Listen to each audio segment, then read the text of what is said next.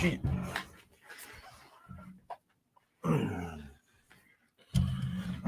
What's going on, guys? What's going on, guys? What's going on?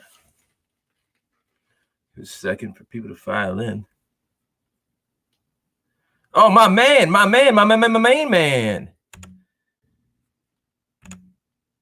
Say something, James. Hold on. Hold on.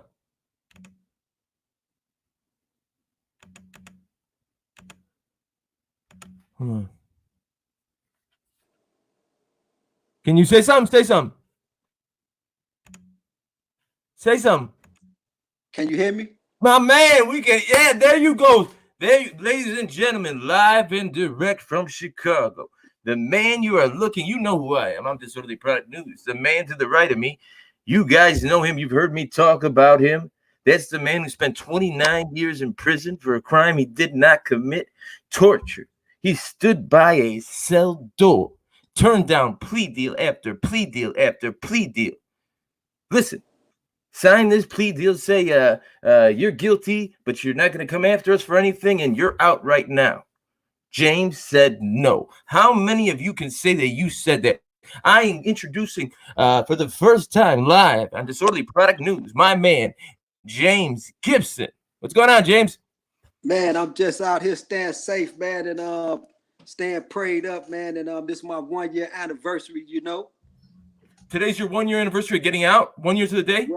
Well, actually, a couple of days passed, you know what I'm saying? A couple of days passed, but to God be the glory, I'm out here in this pandemic. Can you see the people talking to you live over there? They're saying, wow, tough man, blessings to you, James. Hey, bro. I can't see it. You can't see it on the. It's not on your screen. No.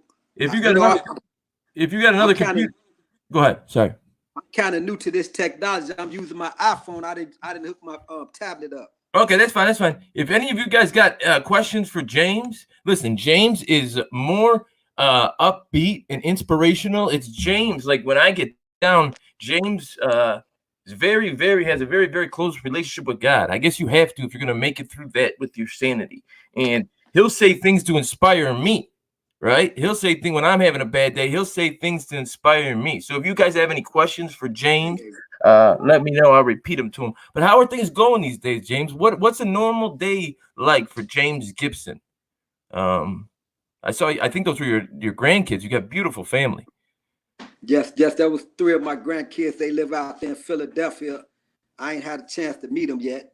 That was Kelsey, Angel, and Michael. Oh my God, a beautiful family, beautiful houses. James really is lucky. But can you guys imagine this? He really did. And I read somewhere your co-defendant, he got out like 3 years prior because he did take those deals, right? Yes, he did. Now, well, let me clear up the record here first. Go ahead. That I am not his co-defendant. Okay. But we are co-defendants up under the indictment number that they indicted us up under. Yeah. But he did take a deal. So there was no. Yes, he took an alpha plea, and the reprimand that the city offered. The city offered him $100,000 reprimands, and he took the alpha plea. So explain to the people what an alpha plea is. An alpha plea is a very rare used legal maneuver from the state's attorney when they're trying to resolve the case without taking it any further, or when they're trying to stop the onslaught of litigation financially payouts. Yeah. So an Alfred plea, it was famous in the West Memphis 3 case. Anybody seen Paradise Lost, which is a HBO documentary? They took an Alfred plea. Now, all 3 had to take it. One of them did not want to take it, but his best friend was on death row. And it just so happened, Arkansas, it's insane to think that they're doing this to human beings' lives. In Arkansas, the drug they use, sodium pentothal or whatever it's called, for the death penalty, they were running out of it. It was about to be expired, so they did a run on it, and they executed, I want to say 5, 6, 7 people in a month. And since he knew if he didn't take that Alford plea, there was a good chance his best friend would die. He ended up taking it. So an Alford plea is saying, listen, we're going to let you go with time served. You're going to basically say it's a guilty plea. You don't have any kind of you can't come back at us and say you want this. You can't get any kind of reparations. You're not getting anything. All we're going to do is let you out of jail. So they asked James that. Now, there's nothing to say that you're going to get out of jail. James didn't know he's getting out of jail. He said no, and for all he knew, he was spending the rest of his life in jail. So imagine that decision you were given. But on his honor, on the fact that he didn't want to be known for doing this horrendous act, he said no. I don't know how many people could do it, because trust me, put it in front of me, I'll tell you I killed Kennedy. It was me. I was the guy in the grassy knoll.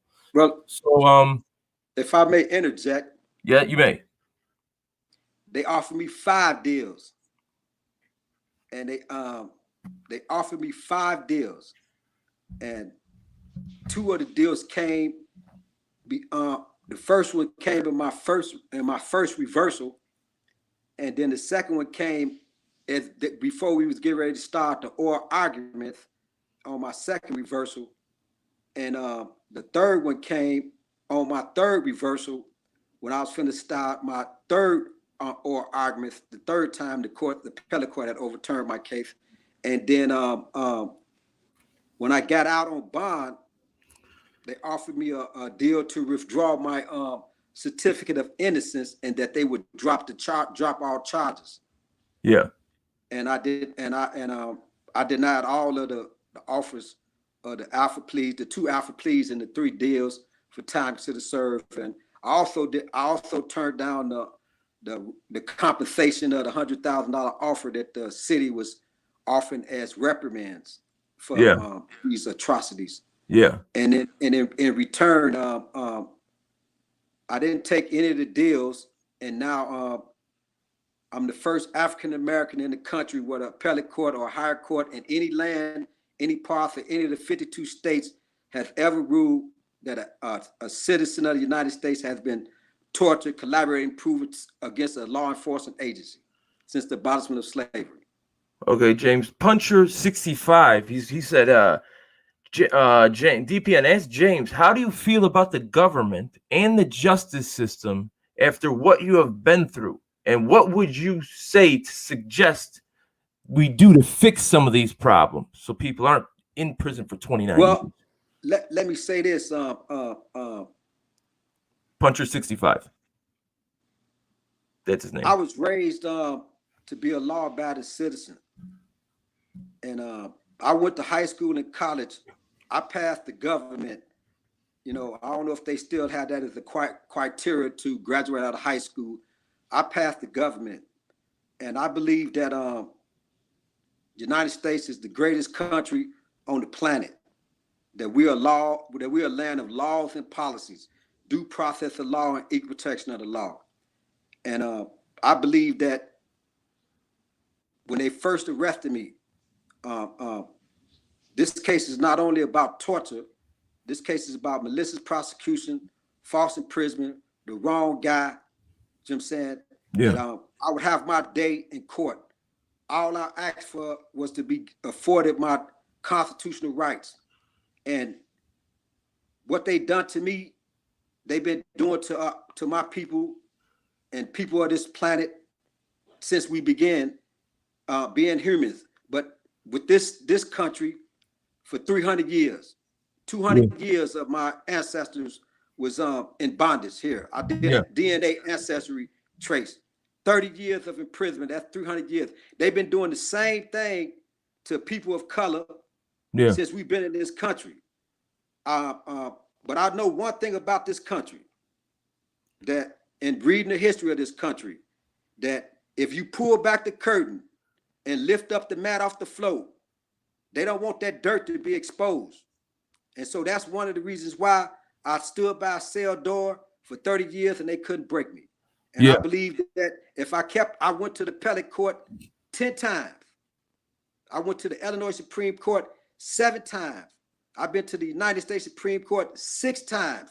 I've been on 5 post convictions and 2 Cecile petition 21401. I've been to the 7th Circuit and the federal habeas corpus. And I said to myself that as long as I'm an American citizen, I'm going to keep on knocking on these court doors until I be heard, until they pass the new law into play, the 775 Illinois Torture Relief Act. If it had not been for the government, the state legislators and the General Assemblies here in Springfield, and people like the great late Hugh Hefner and all those advocates that stood on giving me a platform so that I could be heard in a court of law, I would have never been heard. So if I had to add anything, because our democracy worked. Yeah. That's what our forefathers put in play, a democracy. Yeah. A land of laws and policies. That's why we got the appellate court. That's why we got the Supreme Court in every state. That's why we got the highest court in the country, United States Supreme Court. That's why we got the 7th Circuit. That's why we got the Court of Appeals. And that's why we got Circuit Court. And that's why we have elected officials. And that's why we are the citizens.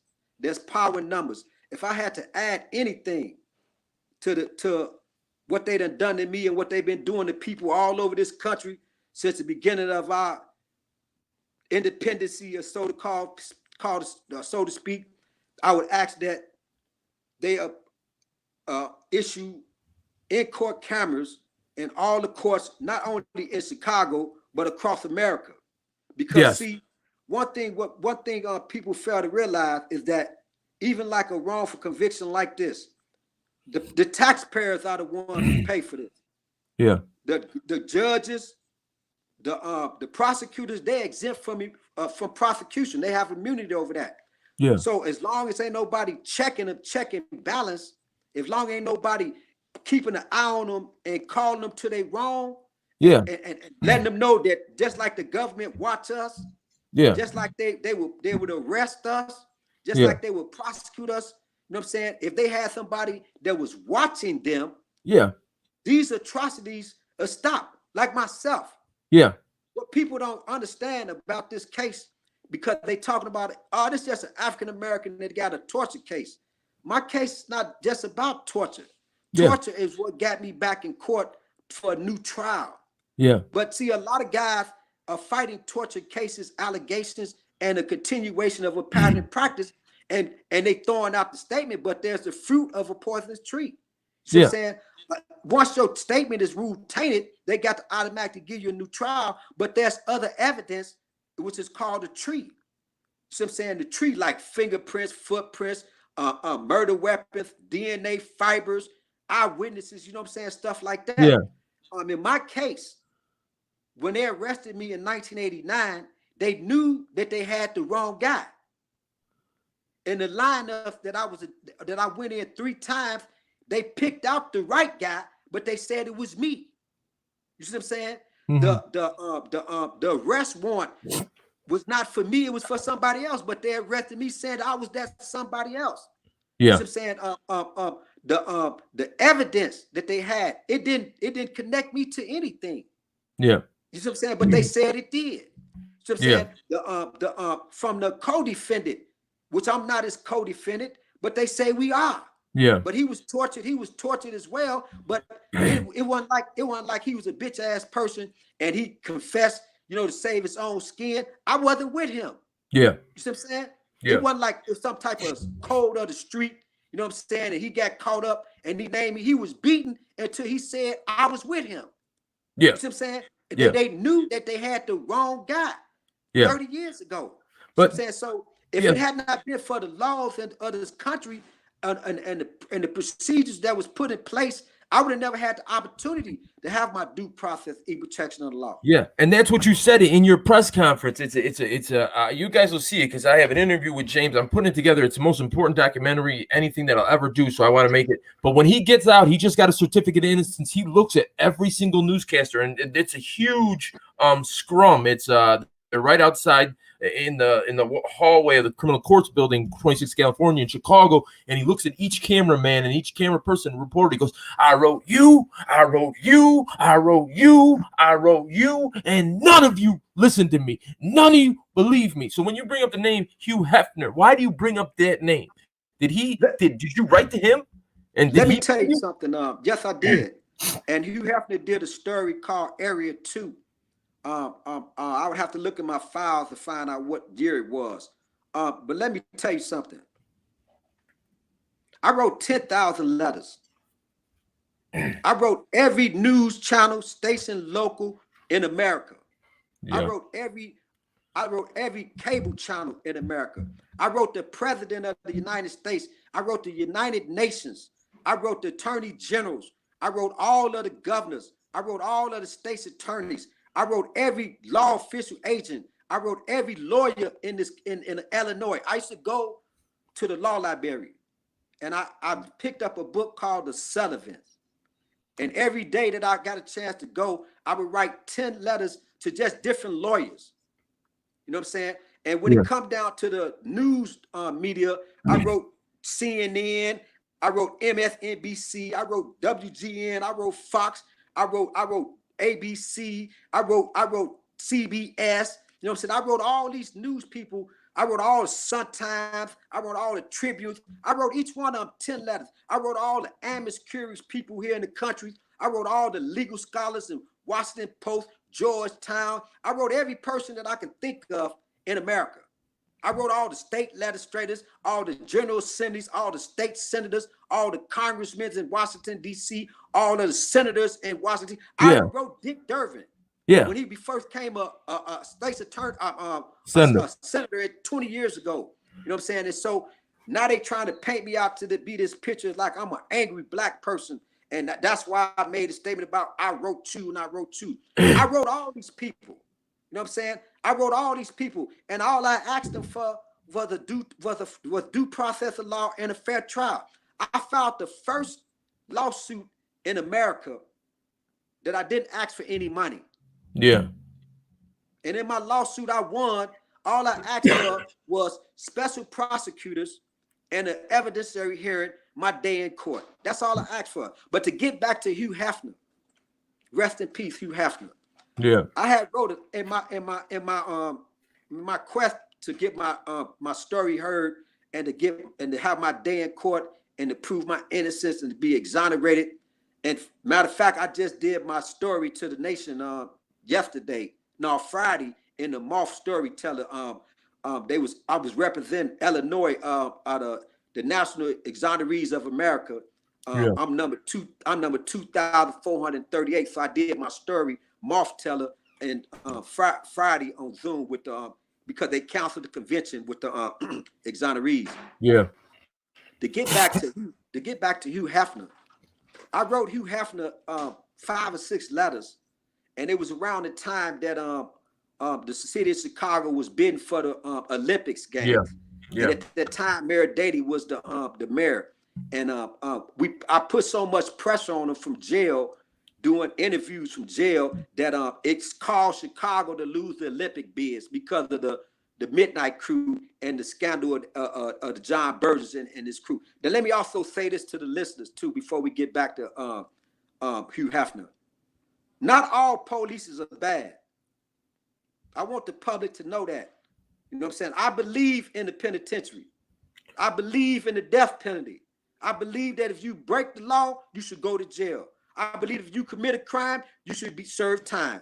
My sister is a Chicago police officer. My brother-in-law is a Chicago police officer. My cousins and them are Chicago police officers and been Chicago police officers for over 20 years. So I'm not saying that all officers are bad, because officers put their lives on the line every day. I'm just saying it's just a few bad apples, and I fell up under the bad tree. And today, they still got a lot of bad apples under the tree. You know what I'm saying? And they use that badge for their own benefits and not really serve to protect. So I'm not saying that all officers are bad. But you believe in the death penalty, James? You believe in the death penalty? Again? You said you believe in the death penalty? I believe that if you commit a crime and you commit a heinous, brutal crime, that you should be given the death penalty.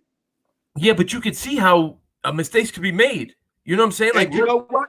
And they tried to give me the death penalty. Yeah, yours was a death penalty case in the beginning. You had a death penalty case. So let's say these things didn't happen, like it didn't happen and it didn't work out in your favor. They very easily could have executed you. So and they was gonna execute me. But don't don't judge me by what I say I believe in the death penalty. Now I'm gonna tell you one thing that I don't believe that's in the death penalty. Yeah. That it's not distributed out evenly and fair. Yeah. Because the average person that's gonna get the death penalty in this country is gonna be a black man or a brown man or a poor white man. Yeah. You see what I'm saying? And the Yeah. death penalty is not distributed out evenly and it's not fair. So with that being the case, that's one of the reasons why they didn't start the machine back on in the Illinois. All you got to do is read the 1990 letter, James Gibson versus people of the state of Illinois, why the death penalty should not be started back in Illinois. With that being said, because there was a death penalty thing on me, and they knew they had the wrong guy, and they tried to give me the death penalty anyway, and there's a memo out in the Chicago Law Bulletin that says that, man, give Gibson the death penalty. By the time he figured out, he'd be dead. Yeah. Yeah. They knew they had the wrong guy. So that could have easily been me. You Yeah. know what I'm saying? Executed, and my story would have never been told. Yeah. So don't get it twisted. Don't get me wrong about when I say I believe in the death penalty. You know what I'm saying? When I say I believe in the death penalty, I believe in the laws and policies set forth by this country. I believe in due process and equal protection of the law. But me and you both know that we ain't French, and it don't apply to we. It applies to us. You know what I'm saying? And it's not gonna never be applied evenly. So therefore, the death penalty across the land should be abolished. Yeah. You know what I'm saying? Yes. Okay. That's what James is talking about is they found his lawyer found an internal memo in the state's attorney's office saying that they had a very weak case, but they were still gonna go after the death penalty. They were still gonna try and murder him, even though they're in the internal memo. They're saying it's a very weak case. They themselves didn't believe that they had enough to convict him or that he even did it. That's people watch. You wrote letter after letter, James. They can see you. Say it again. Who else on Fox News? Wasn't there? It was Hugh Hefner, and then wasn't there somebody from Fox News that also took up your case that listened to you? Well, Hugh Hefner, Fox News. They had a guy. His name was Saxenmeyer, but they ended up firing him. And Drew Griffin from CNN News, and then the Attorney General Waou, he was a state legislator back then. He was the one that spearheaded the 775 Illinois Torture Human Act. Yeah. And so when the article came out in Playboy magazine called Area 2, it put so much pressure on Chicago that they lost the Olympic bids. And it opened up an investigation because they had found that one of the officers had been keeping documents of paperwork that his fellow co-workers was committing these atrocities. And then a bunch of African American officers was leaking recordings and stuff to the newspapers, and they came out with the article called "The House of Scream." Yeah. And so when John Birch, there was actually arrested. Was a part of my arrest was sued by the Jackie Wilson case. He pleaded the fifth. Yeah. You know what I'm saying? And then they turn around and let the statute of limitation elapse, and then they end up charging John Birch with obstruction of justice and perjury, and they send him to prison. So John Birch never went to prison for actually torturing anybody. Yeah. Because they let the statute of limitation go out, and they only sent him to prison for lying about torturing any suspect in his custody. See what I'm saying? Yeah. And so when Hugh Hefner put out that story called Area 2, it brought so much attention to Chicago that, like I said about this country in the beginning, that if you pull the curtain back or if you lift up the rug, they're going to clean that shit up. Yeah. You know what I'm saying? So they didn't want that getting out. And so, and just like with me, my case is controlling the jurisdiction of the subject matter. They didn't want this case to go forward. That's why they brought me all these deals. When is When have you ever heard of a case where they would bring you a deal before the oral arguments even start, but they was granted? Yeah. Now, oral arguments in this country is a very rare grant. They normally don't grant oral arguments in petitions. When you go from the circuit court to the appellate court, court of appeal, they just give you a ruling, affirm it, or whatever they do.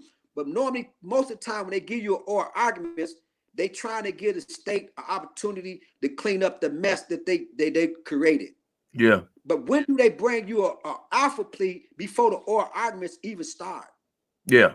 Because, I mean, they knew you So weren't guilty. They knew you weren't guilty. But, James, to go back to your point, when you say, why aren't there cameras in courtrooms? Now, think about this, people. There's 4 or 5 cameras in every 7-Eleven guarding beef jerky and potato chips. There aren't cameras in courts where men are getting 100 years, the death penalty. And make no mistake about it. On the certificate, if you're a death penalty case and you get killed by the state, the reason for death is homicide. The state killed you. But why is there ask yourself, why is there no cameras in a courtroom?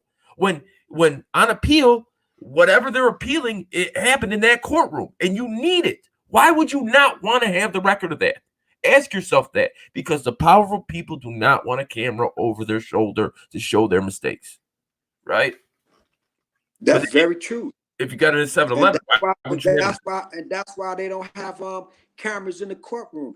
Because I'm gonna tell you something else about why they don't got cameras in the courtroom. Because penitentiary and the death penalty is big business. Yeah. You know what I'm saying? It's just like senior citizens. Senior citizens and Social Security is big business.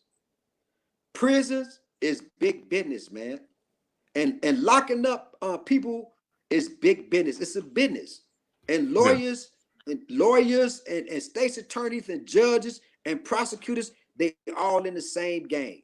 You know what I'm saying? Yeah. And you and me can easily be picked up and charged with a case, and ain't nobody watching and don't nobody see. See, y'all got it made right now, because y'all got all this technologies with these cameras. Everybody riding around their cars with cameras and shit.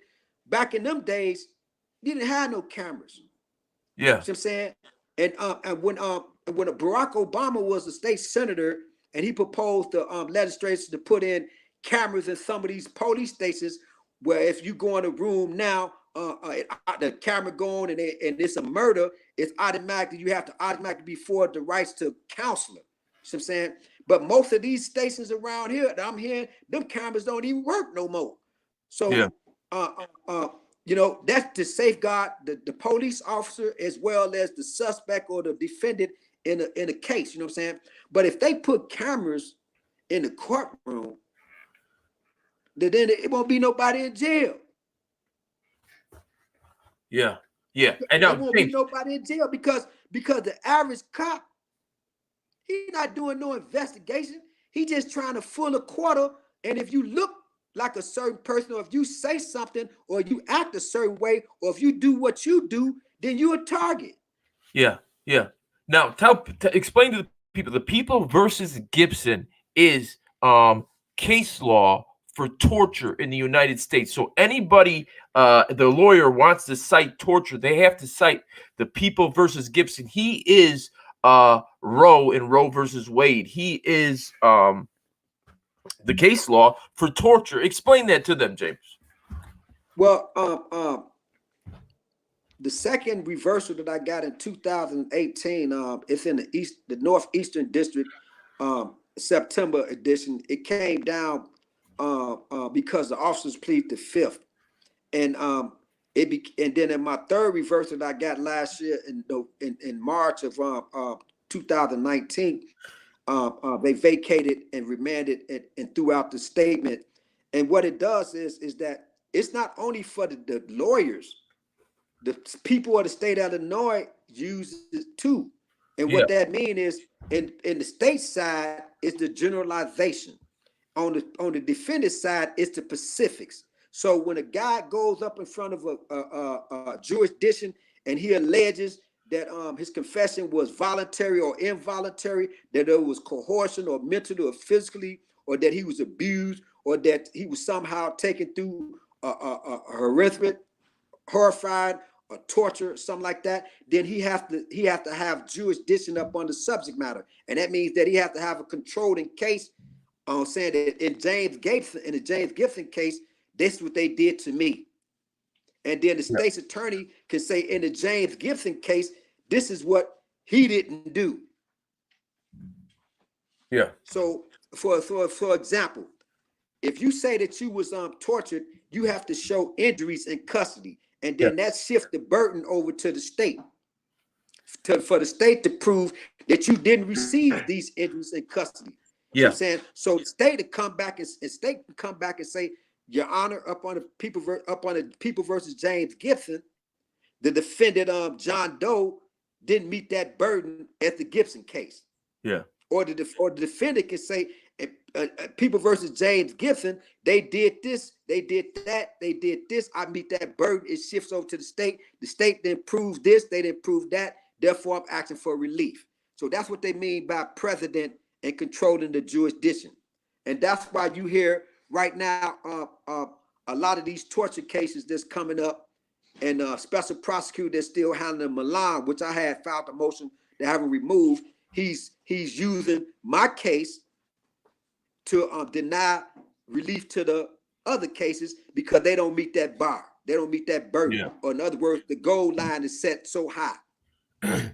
Now listen to this, guys. Listen to this. The break that came in James' case. Now, back in 1990, when you go before a bond judge, you go before the chief judge. The chief judge asked James to put his hands behind his back. When he went to go put his hands behind his back, one of his ribs was broke from the torture. He screamed in pain and he dropped to the floor. The judge said, "Everybody out of the courtroom." He wanted all spectators, everybody out of the courtroom. The state, you stay here. James, your defender, stay here. I want a photographer in my chambers right now. So the state, James, his lawyer, and a photographer all went into the chief judge's chambers. James took off his shirt. They burned him with an iron, right? The chief judge took pictures of all his injuries.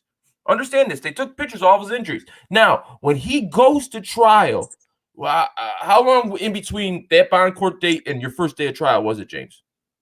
Was it a year? I can't recall how long it was. We'll say it's a year. It might be a fair assessment. Now, that file was gone. It was nowhere to be found. There was nothing in there showing his pictures and his. So when he's saying, "Listen, I got they took pictures," okay, you didn't do it. I know. Everybody, they could. They ended up finding the chief judge in Florence, Italy. 28 years later, 27, he just so happened to have a copy in his files. Because I guess if you're a doctor or a judge, you keep your files after you retire. He had James's file. So this whole 28, 27 years, it showed it wasn't lying. All the pictures were there. But somebody in between the time he had his, he went in front of the chief judge for a bond, and he went for his trial, that 1 year, somebody went in and took that file out.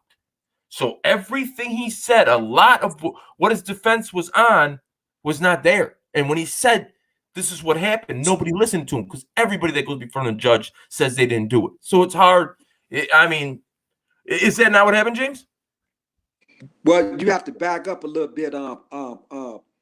It initially started, I was in custody, arrested for 98 hours they let me go. This is crazy. Tell that real quick. Why did they let you go? My sister came in. She was working at the Pentagon, and she came into the police station. I'm just assuming that it spooked them. And they after I had already made the statement to stop the beating, they let me go. Yeah. Now, why do they let you go in America after you confessed to a double murder? Yeah. Anyway, they let me go.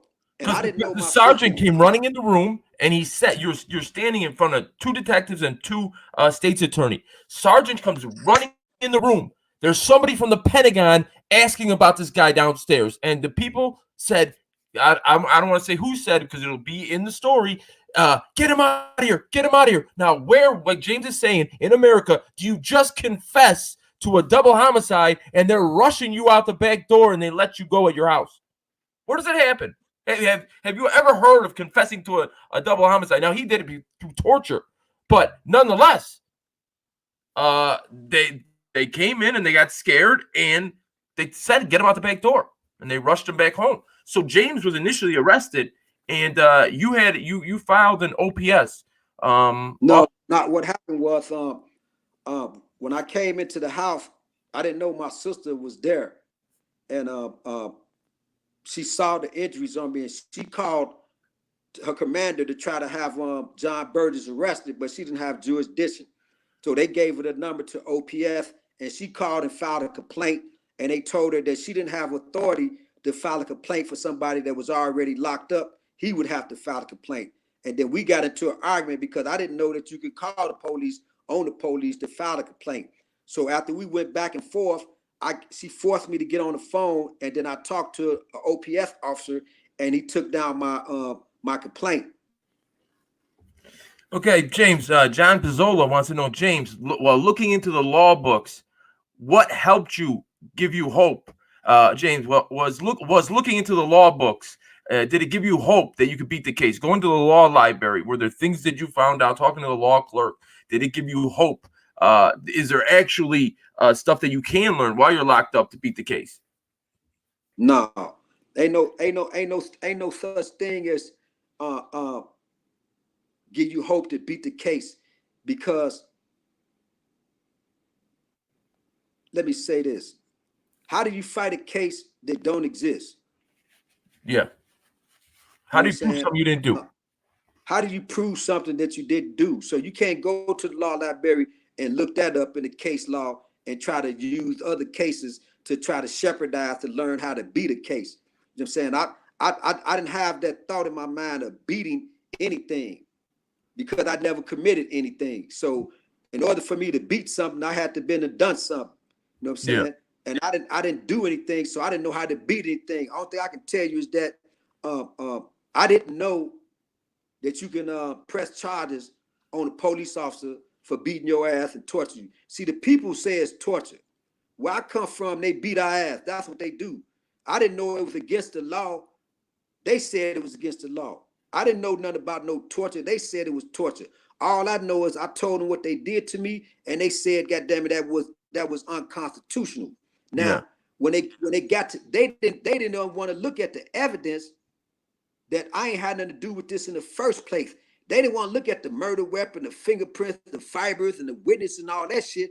All they want to look at was, you got beat? No, you ain't got beat. They don't beat people in this country. And I was like, man, this is what they did. You know what I'm saying? And so they like, how you gonna prove I'm telling you, man, God damn it, they let me go.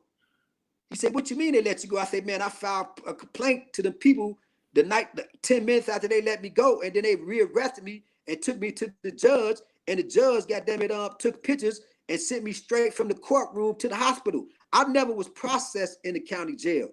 I went straight from the courtroom to the hospital. I didn't even know I was fucked up that bad. You know what I'm saying? It's just like me and you get in a fight right now. You didn't know you hurt your shoulder and shit until after it's over with, or you didn't know your balls was hurting, or your ass was sore, or your back was bruised because you didn't got your ass whooped. So you don't know that you really that hurt until goddamn it, the drilling come down. Like exactly. I didn't know I was knocked out. Have you ever been the fuck knocked out before? No. Have you? No. I consciously, I ain't never been knocked out before, but unconsciously, they fucking knocked me out 3 times. Yeah. And it's when they snuck you out the back door and you met your sister. She came through the front. They had just dropped you off because they said someone from the Pentagon's downstairs asking about him. Get him out of here. And so when your sister went to embrace you, that you went, because all the adrenaline had come down, and you kind of your sister realized that's what started the investigation. And they hid that for 30 years. Yeah. And then John Burgess called me in the county jail in March of 1990. Listen to this guy. He said that we got your complaints, and nigga, ain't nobody gonna believe you. and all my officers gonna vouch for me, and they'll never see the day of light. But them people went all the way back when I told them, and got them goddamn phone records that they called me from wherever they called me from to the county jail, and they got them that phone calls, and they went back. They had destroyed the original complaints. Yeah. But see, back then you used to get a reference number. Yeah. And they found them you know where they found them reference numbers at? Where? In Louisville, Kentucky. Yeah. Yeah. So And listen to what he's saying, guys. John Birch is the gentleman, the ringleader of the torture, all these tortures, over 200 men in Chicago. James, that little time he was out, when they rushed him out the back door, he made a complaint to OPS, the Office of Professional Standards, what now is COPA, the Civilian Office of Police Accountability. He got a reference number. When he got relocked back up, John Birch found out about this OPS complaint. He called James in prison or Cook County Jail and started taunting him. Oh, ain't no one gonna believe your motherfucking ass. Give that shit up. I got you. Think about that. Think about what he called him up and started taunting him while he's in jail. Were you in Cook County when he called you up? Yeah, I was in Cook County Jail. Yeah. So he more or less playing mind games with James, telling James, give up on that. Ain't none of that happening. So he really was an evil, imagine that. And guess what? All those OPS records, like James just said, magically disappeared. They just happened to find him in Louisville, Kentucky. But this is, the story is extraordinary. The ups and downs, the twists and turns, and everything that happened.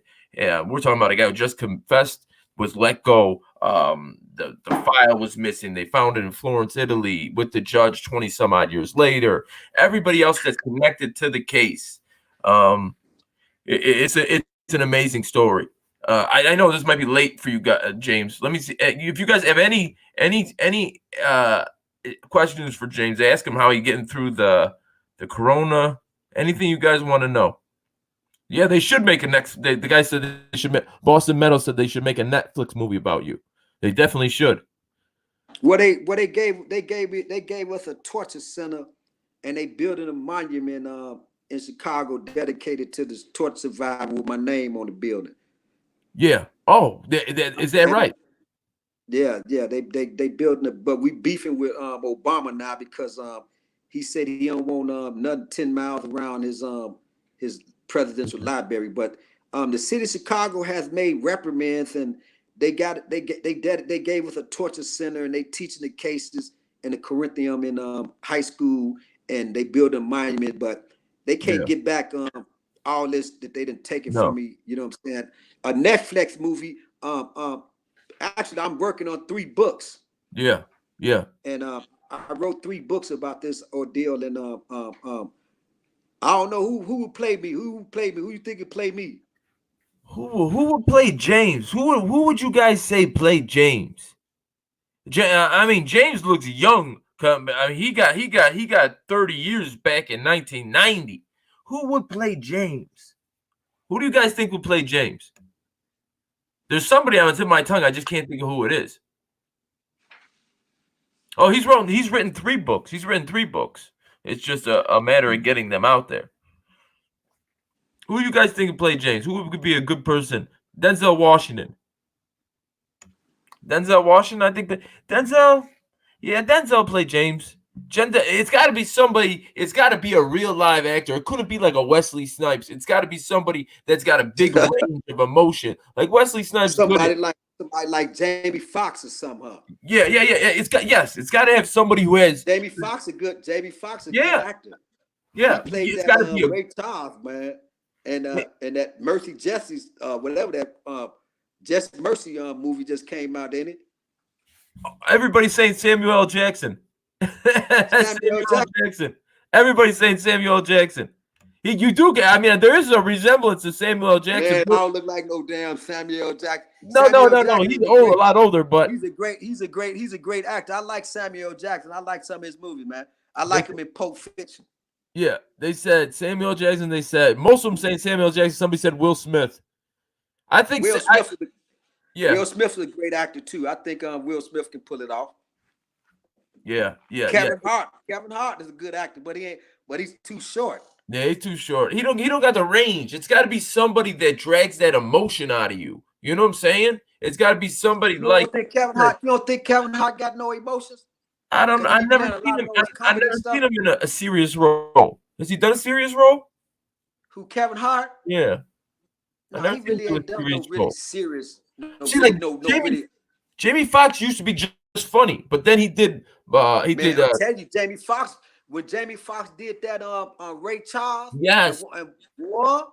That's when he crossed over. That's when he was like, okay, serious actor. Man, that was the coldest performance. And I'm telling you, when Will Smith crossed over when he played Muhammad Ali. Yeah, and Jamie Foxx was in Muhammad Ali too. Jamie Foxx. Yes, he was. He was the Jiffer. Yeah, he was in the corner. Yeah, boss. Yeah, boss. He was one of them. Yeah. What's his name was? That was a real character too, man. Yeah. The whole I forgot his name. Yeah. Oh, Cuba Gooding Jr. Cool. I can see Cuba Gooding Jr. doing it. Now, Cuba Jr. finna go to jail, man. He finna go to jail. Why is he going to jail? He been messing around with them girls, man. They finna lock Cuban up, man. Okay, he ain't gonna be around for it. But yeah, you guys understand. James just got out 11, 12 months ago. He's just brand new out, and he had a lot of court. He still had, when he first got out, it was just on a bond, right? You got out on a bond. I only had a bond for 5 days. Okay. Yeah, I had a bond for 5 days. They gave me a $2,000 bond. And listen how bogus the mainstream media is in Chicago. Now, that's why people like me are able to make a living. The people in mainstream media, they make it seem like, because the main witness in James' case was also the original main suspect. So that tells you he had a little bit to gain by pointing the finger at James. He died, and they had to throw, once they found the judge's folder in Italy, they had to throw out the confession. So the mainstream media spins it as not as James is innocent, as the chips fell the right way in his favor. And that's not fair. That's not fair to do, because they're not talking about the 5 times any guilty man would have took any of those deals to get out of prison. So it's not fair, and that's why my listeners, they don't listen to mainstream media. What else? Give me some. I know James don't stay up that late. What else, you guys? I really hope they really want you to write a book, because they want to read the book. Because I think that's more than anything. Like, what was your life like the day before you got arrested? What was James Gibson doing? And then, what was it like? How did you get through those years in prison? What got you through? Was it prayer? And then, what is your life like today? And what are you doing? What are your goals? You know? Well, what got me through was prayer and my faith. You know what I'm saying? And my family standing in the gap, believing in me, man, and always supporting me, man, and never abandoning me. My belief in this country, man, that I'm in one of the greatest countries in the world. You know what I'm saying? That we're no longer barbaric. That we have due process and equal protection of the law, and that I wanted my name cleared back. When my mother died, it hurted me so much. You know what I'm saying?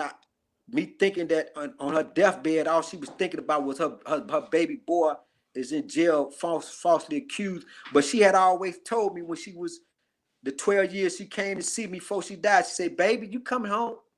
Yeah. She said, "But you just got to get in them books and figure it out. But you coming home, because this is a great country." And she died with that on her mind, saying that I'm coming home.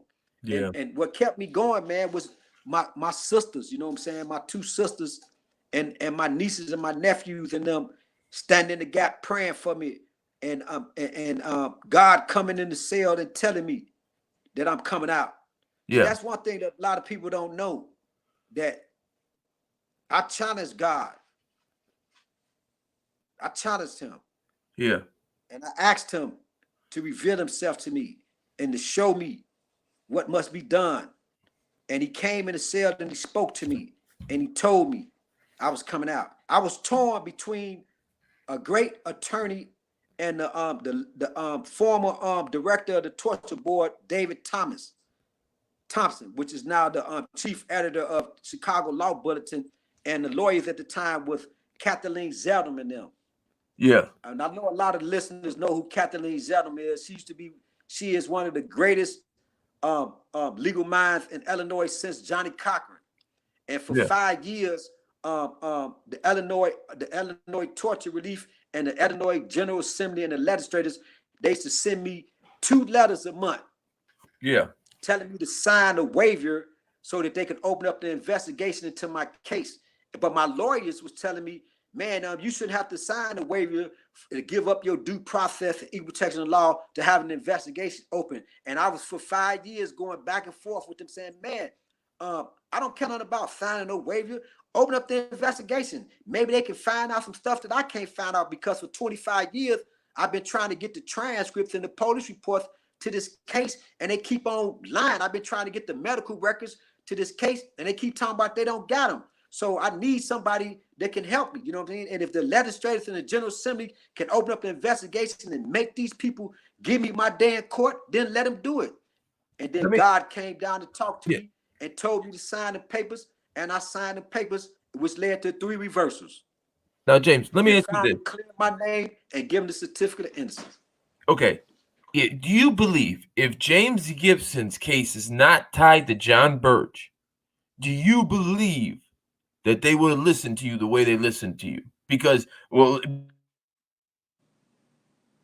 for people who don't know, John Birch is a big name. He went down in 1990, over 200 people tortured. Now, James is one of those people, but let's say you don't have that platform, that you're not a John Birch case. Do you think they would have listened to you?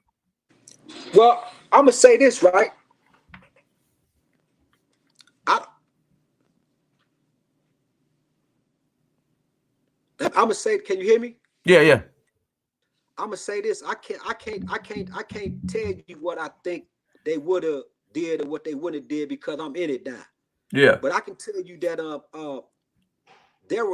I didn't know nothing about no John Burgess. Yeah. You know what I'm saying? All I know is that's what they do to us. You know what I mean? Now, as far as John Burgess, if he wouldn't have been involved in the case, or if he wouldn't have, I can't say how that would go, because I'm in it now. But I'm the first case that they ever ruled collaborating proven torture. Yeah. All the other cases before me, now the city of Chicago, let me just bring you up to speed on something. The city of Chicago then paid $800 million with settlements and law firms representing allegations of torture. 800 million. 800 million of torture allegations to guys that have never proven torture collaborating. You see what I'm saying? Yeah. The city of Chicago has admitted in several alpha pleas that there was torture allegations. The city of Chicago has made deals with guys, letting them out on torture allegations. You see what I'm saying? Yeah. So I'm the first case that the courts has already ruled torture to collaborating proof. So I don't know if John Birch went, because a lot of guys that got out, they got out because of a pattern and practice of a continuation of ass whoopings of allegations, not John Burgess. You know what I'm saying? So I don't know. I can't answer that question. Say if. Okay, so Pierre, one of my listeners, one of the subscribers, she wants to know: are you going to pursue any of the judges, the state's attorneys, or the detectives or police officers in a criminal way? Are you going to tell them for what they did to you? Do you have any plan? Well, for legal reasons, right? I can't answer that question. Okay, 100%. That's 100% legit. 100% legit. What was your best day in jail? best day in prison, James. What was the best day you had in prison? Was there one day where I know the day besides the day you left? What was the best day and what was the worst day? Outside of your family, I know that. The best day.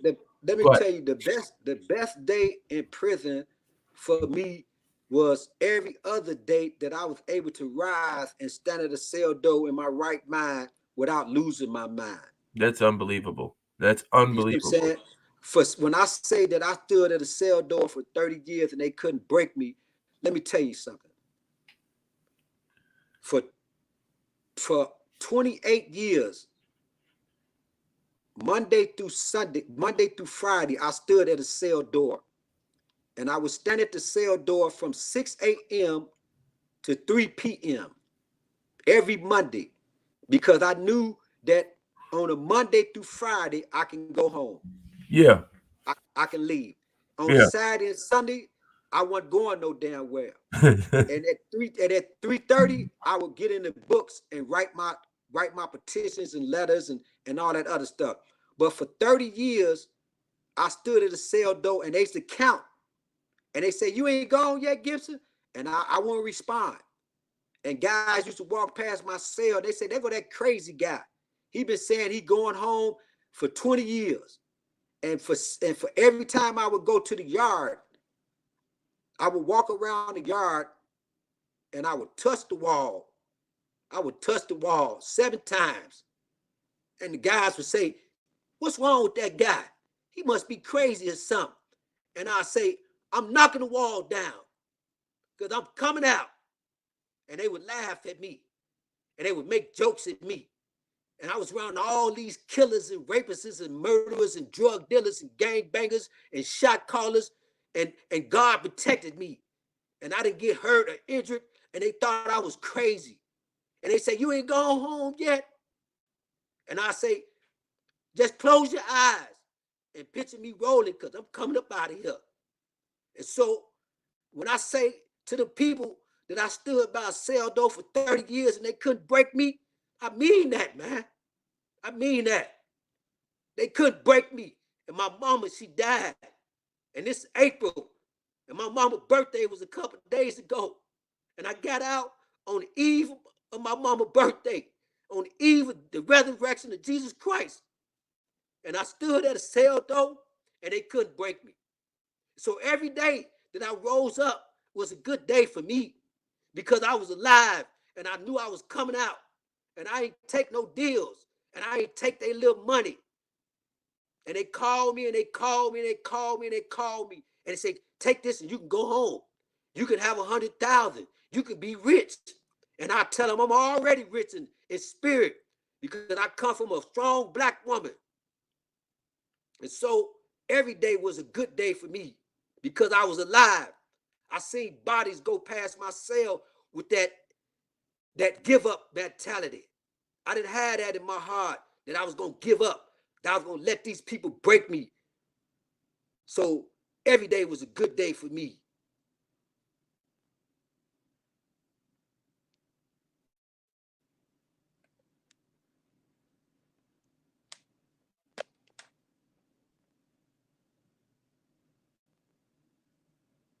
I can't hear you. Can you hear me? No, I think we lost I can't hear you.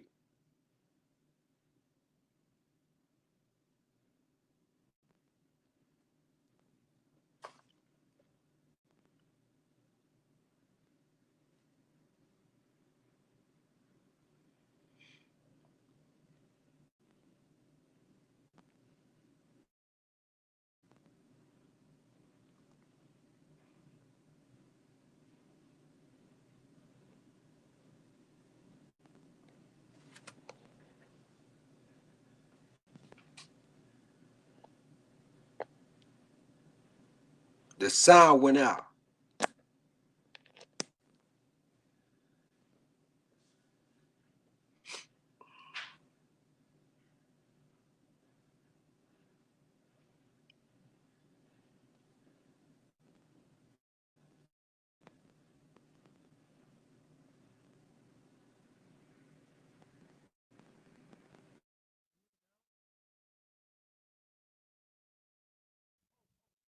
Shit. I got it. Damn it, he left. Damn it. I knew what I did. I hit the microphone button. Damn it. Let me see if I get him back. I know exactly what I did as soon as he left. James, if you're watching this, call back. Let me send it to him again. I know what I did just to say goodbye. I accidentally hit the microphone button. But what I wanted to ask him was, how how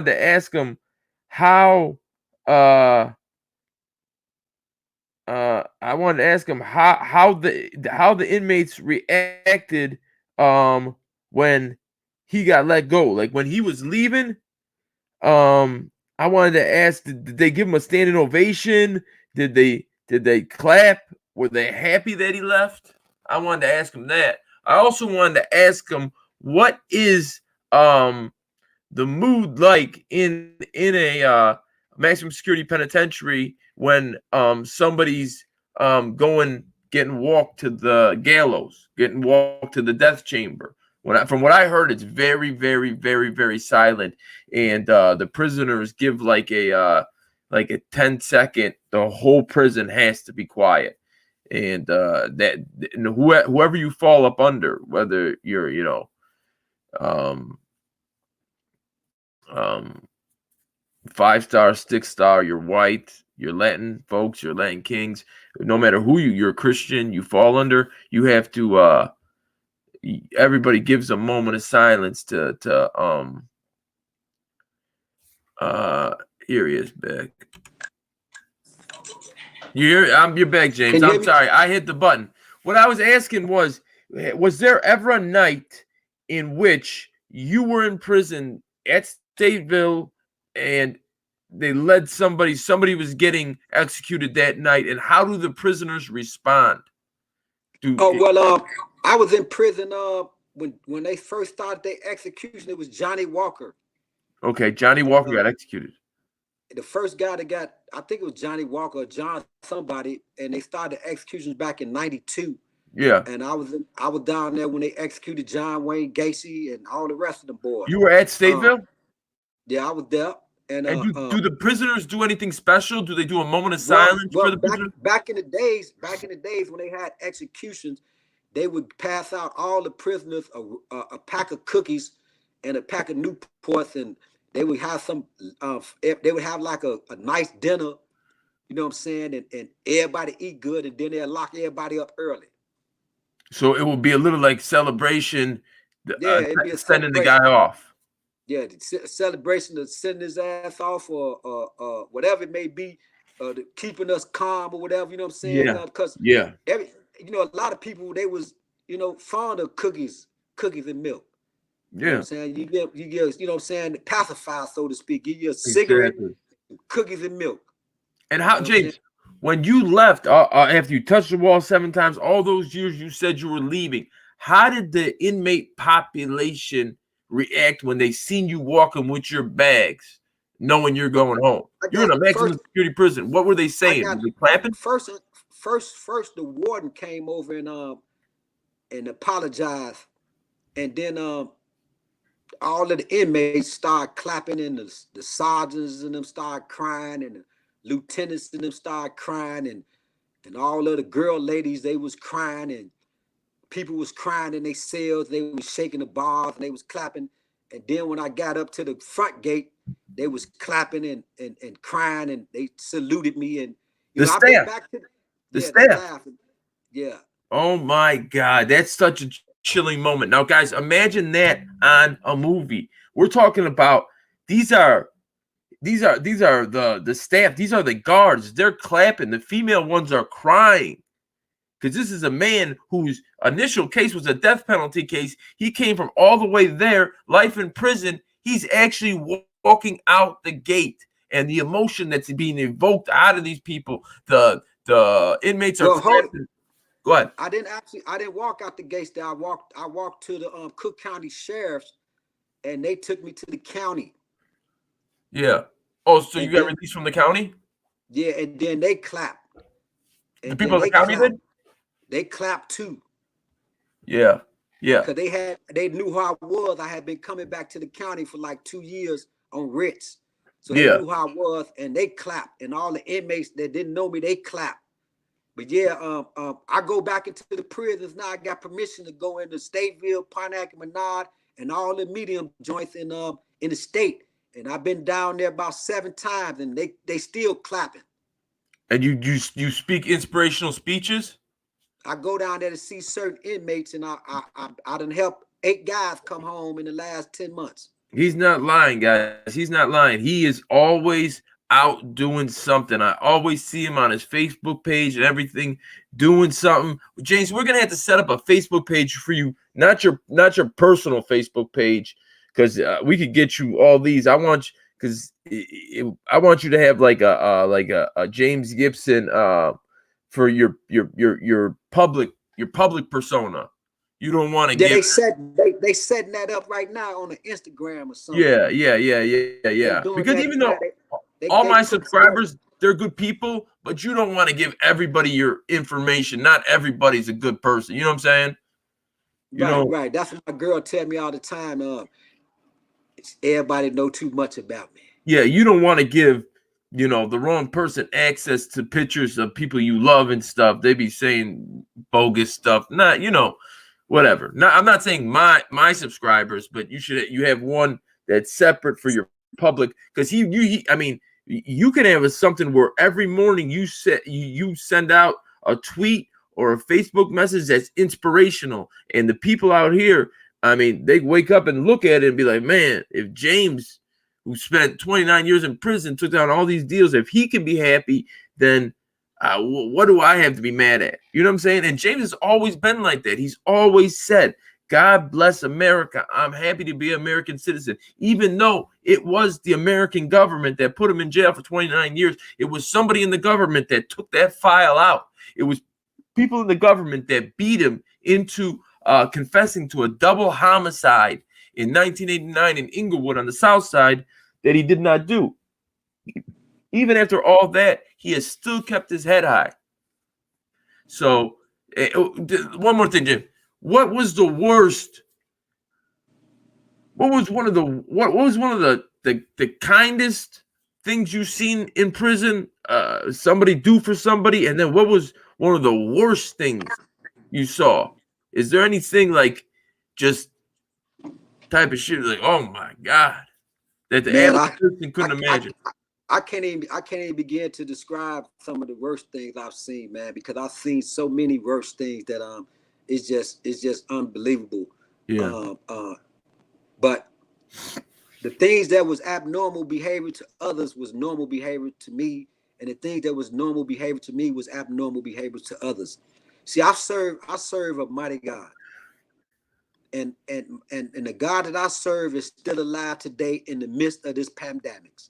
Yeah. And whether it's man-made or they made it or who made it or they brought it, they did brought it, all these things was written. And I believe truly that if you pray, don't worry. So I can't even begin to tell you some of the worst things that I've seen. You know what I'm saying? I can't even begin to tell you some of the good things that I've seen. You know what I'm saying? Because I was in the shadow of the valley of death. Yeah. I was in the pits of hell. I've seen it all. Ain't no blockbuster movie, ain't no MTV movie, ain't no X-rated movie like what I've seen in the horrors in prison. Yeah. You know what I'm saying? But I can tell you what I've seen that was good, and that was in the end, even some of the worstest criminals. I used to work in the hospital. I used to work in the warden's office. I used to drive the tractors and plow the yards and cut the yards in the summertime and shovel the snow in the wintertime for the prison. And I worked in a hospital, and I've seen hardened criminals come in one way, and on their deathbed, they called on Jesus. Yeah. And I used to sing, unto the old Lord, do I lift up my soul? Unto the old Lord, do I lift up my soul? Oh my God, I trust in thee. Let me not be afraid. Let not my enemies trifle over me. And you know what they be hollering? Huh. Shut up! Shut up, crazy man! Shut up! Yeah, And yeah. I used to sing that word to them. And when they was dying in the hospital on their bed, they would call, "Where that crazy man at? Man, somebody standing in the corner right here. Come in here, pray for me, man. Pray for me." And I tell him before he take his last breath, I told you in the end, every knee gonna bow. There is a God. Do you believe? And they'll be crying, "I believe, I believe." And I say, that's all you got to say then. You can go on all over to the other side. I'm gonna make sure your people get your property. So you've seen the biggest of the bad, the baddest of the bad, and on their deathbed, every knee bows, everyone asks for forgiveness, everybody wants to go to heaven. Man, on their deathbed, every knee bowing, and everybody want to go to heaven in the end, even with this pandemic. Yeah, In and the you've been doing a end, lot of work with that. You've been doing a lot of work with that as far as people getting taken out to outside hospitals and never coming back, and they were healthy when they did. You've been doing a lot of stuff with that, and yeah, I what want to help you. I've been in communication with the governor's office and a bunch of advocates, and we made sure that every inmate in Stateville got face masks and gloves. And I went down there last week and I ordered an Uber for a guy to get picked up. I had been working on this, helping write letters on this case with his lawyers and them, and the governor granted him a commutation. And as of now, 16 inmates done died due to this pandemic in Stateville. Oh, so his And health was so bad that the governor communicated his sentence and let him go. yeah, well, yes, that and he had a precondition medical issues going on with him as well. That's it, fantastic. Somebody on here, Ignorant Pleb, says he needs a YouTube channel. He's wonderful to listen to. They want you to get a YouTube channel. I'll set up a YouTube channel for James so he can stay in touch with you and talk to you guys, because James got a lot to say. When you live in the belly of the beast, you see the best in humanity and you see the worst in humanity. He's been there, he's done that, and he's got a lot of things to say to people that I mean, he's very inspirational. And Stephanie, if anybody's getting bogus and out of line, you ask them. You don't even have to. You have complete control. If somebody wants to say something that you believe to be offensive, everybody in here is being 99% positive. You have the ability to get rid of them. Yeah, he's extremely, extremely humble. Anything else you want to say, James? Because they want you to. They want to be. They're talking. They want to be able to way to get in touch with you and hear words. So we're gonna have to set you up a Facebook page that's just for your public persona, where maybe every morning you wake up and you give inspirational thoughts to people out there. Just a saying or something to get their day going. You know what I'm saying? First of all, I want to say this before I go, man. That I wish for all the public, man, to stay safe, man. You know what I'm saying? This stuff out here is real, man, and it's killing people, man. We don't really know what it is and what it ain't is. All we know that it is, and it's killing the people. And we got to practice, man. Hygiene's more better, man, and we got to be aware of our hands and washing our clothes, man, and keeping them out our faces, man. You know what I'm saying? And this is real. I also want to, I don't want to say that I'm taking the governor's side, but the governor here in Illinois is doing the best that he can. Yeah. I want to give a shout out to all the first responders, all the store clerks and the gas station clerks. I want to give a shout out to all those nurses and doctors, man. I want to give a shout out to the National Guards that's out there in Stateville. You know what I'm saying? I want to give a shout out to all those people, man, that's staying in the house, man, and not going out unless they absolutely have to until this stuff is over with, man. And that there's power in prayer. That if you pray, don't worry. If you worry, don't pray. What's the National Guard doing in Stateville?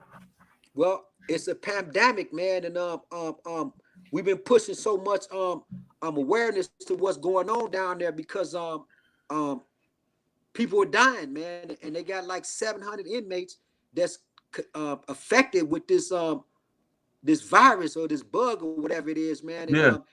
they got inmates in tents They got inmates all in the tunnel. They got inmates in the visiting room. They got Oh inmates laying wow. all out on the floor. They got inmates laying all in the gym.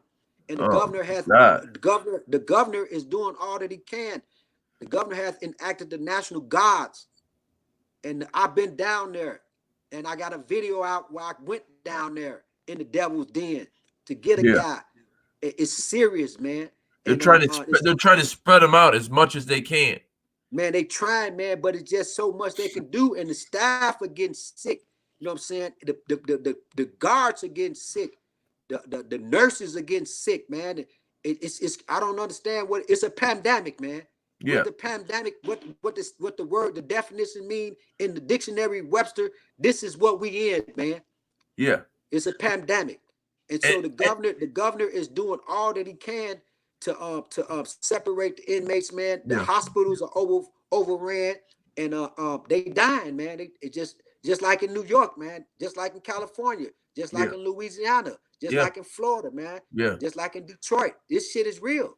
If anybody wants to go and see how these people are warehoused at Stateville, Google the Roundhouse Stateville Penitentiary, and it'll give you a very, very good impression how these people are warehoused, stacked right on top of each other. And if social distancing is something we need, you can look at that picture and see what the Roundhouse is and see that they are just warehoused together. So, they gotta find places where they can be alone and apart.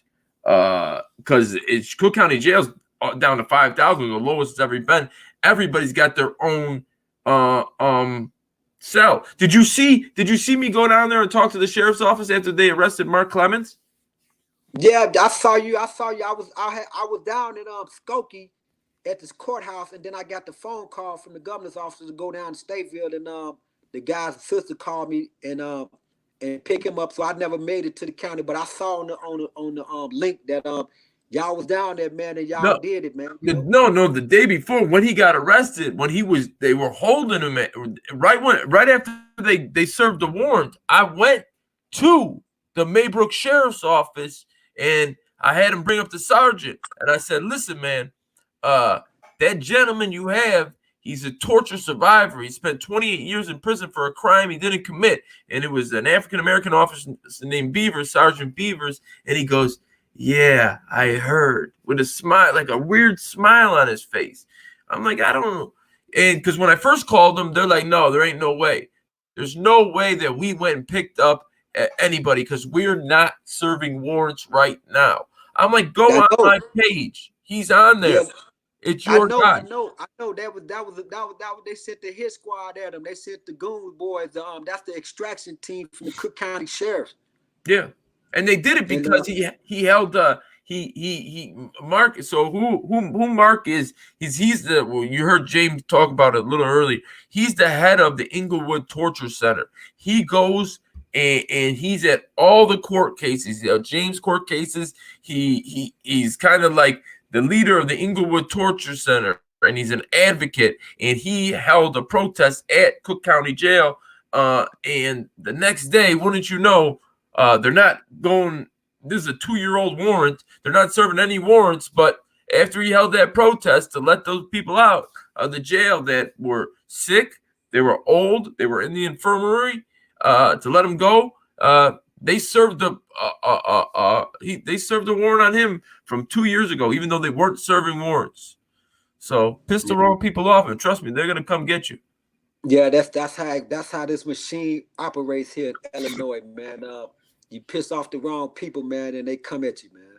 Yeah, but I went there to Maybrook Courthouse. I said that gentleman you have down there, he's scared. The last time a police officer came and got him, they told him he was going to be home in 10 minutes to half an hour. He did not come back for 28 years.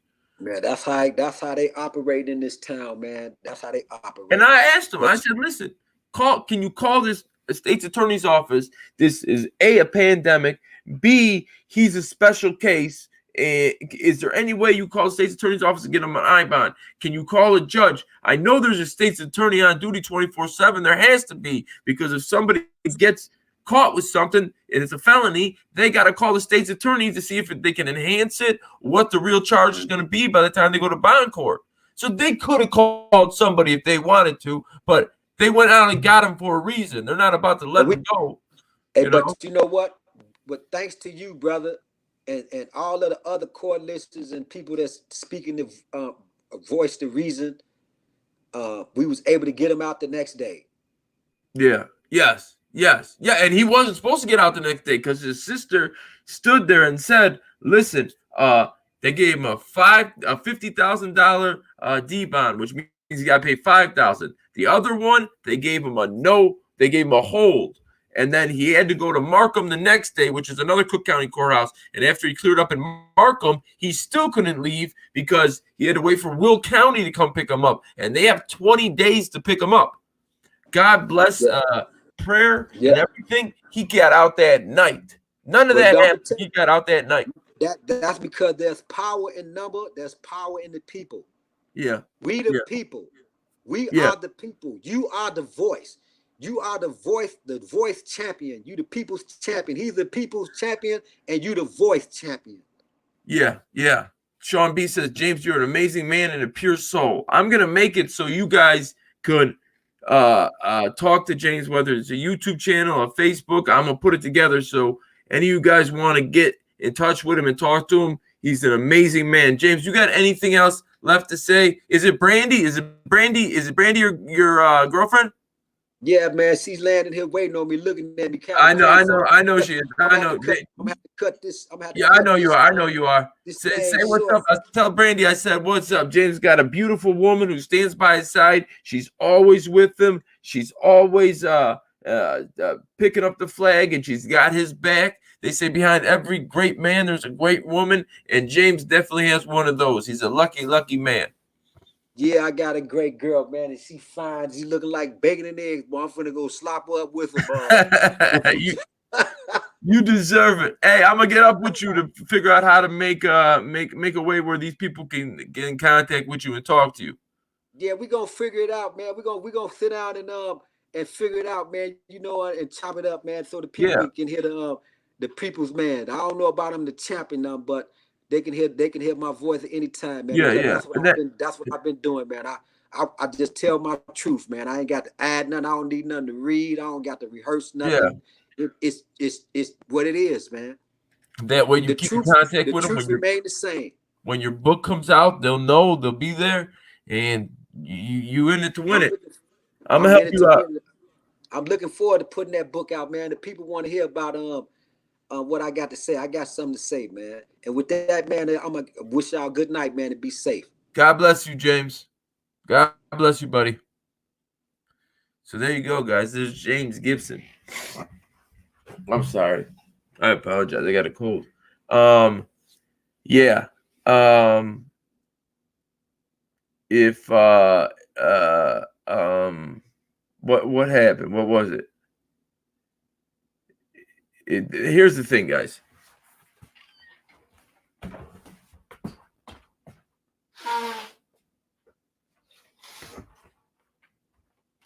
I don't know whatever the person said, but I mean, if they're making derogatory comments about him or using anything that's not allowed within the Facebook or YouTube guidelines, the guys had it hard enough.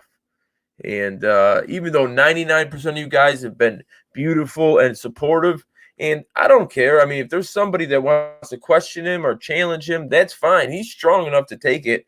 But if there was people in there just making a mockery or jokes out of him, I don't want him. I don't want to be the person that brought him to that, because he's going to be like, oh, man, disorderly just got a bunch of whack. I'm putting more pressure on him than needs be. I'm not sure exactly what happened, but I had to look at it. But I appreciate you guys.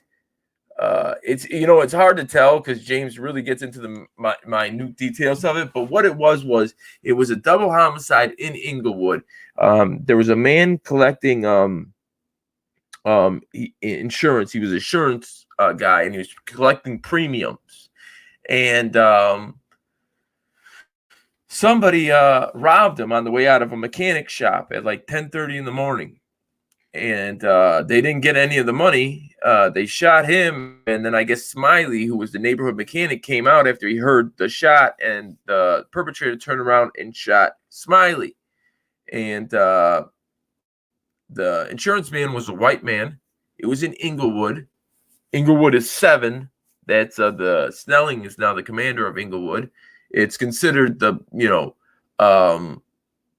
worst neighborhood in Chicago. If they always say go to 7. That's why they dared me to go to 7, because it's 7. They didn't realize when they dared me I was actually in 11, which is almost just as bad. But so it was the murder of a white man by an African American, and then the murder of an African American. So it was a double homicide, and they picked up James, and right when he was given his, they brought him through, they tortured him, and right when they bring him into a room with 2 detectives and 2 state's attorneys, and he had already confessed. Now he's going to confess in front of the state's attorneys, so it could be all legit.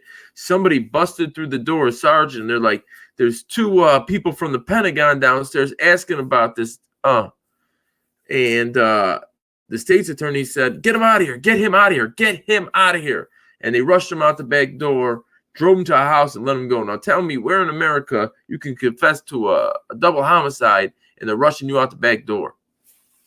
And it just so happened that James's sister, who worked at the Pentagon, is also married, and her husband worked at the Pentagon. So both these people came in dressed in the full military garb, and they're asking about James. And the person they met at the front desk was none other than John Birch. And John Birch sent word to the sergeant. Sergeant went up there and got him out of there, because John Birch's main first statement to James's sister is, "Oh no, he's not an actual suspect. We're just asking him questions."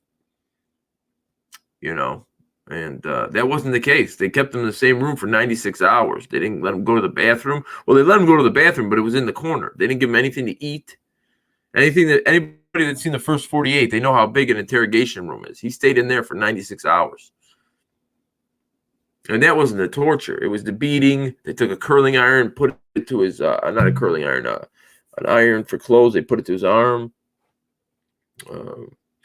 His genitals were swollen. His buttocks was swollen. His rib was popping out. How old is James? I want to say James he was 21 in 1990. He was around 21 in 1990. So you could do that math. And he came from a great household. They ate dinner every night together. One of his sisters is a Chicago police officer. Another one was in the military. He didn't come from a broken home. He told me they sat down and ate dinner every day together. He passed college. He was on the honor roll in college. So yeah, he was 21 in 1990. But the story is just amazing. The story is just absolutely amazing, with the twists and turns and everything that happened. And he also goes along with Mark Clemens. Mark Clemens is the head of the Inglewood Torture Center. Mark Clemens got tortured at the age of 16. If you ever watched that video, Mark Clemens is the guy who's crying. I mean, just tears going down his face, saying, "I was 16 years old. This is a victory for every poor American." It's heart-wrenching. It's gut-wrenching. It's a highly emotionally charged story. So I want to make sure I get it 100% correct. So first, I'm going to come out with John Birch, and I have almost all of it done. I just want to make sure it's perfect. So I can introduce you to John Birch, who he is, where he came from, and where he got this power. Because Mark Clemens told me what happened, how it all went down. So it really is an amazing story.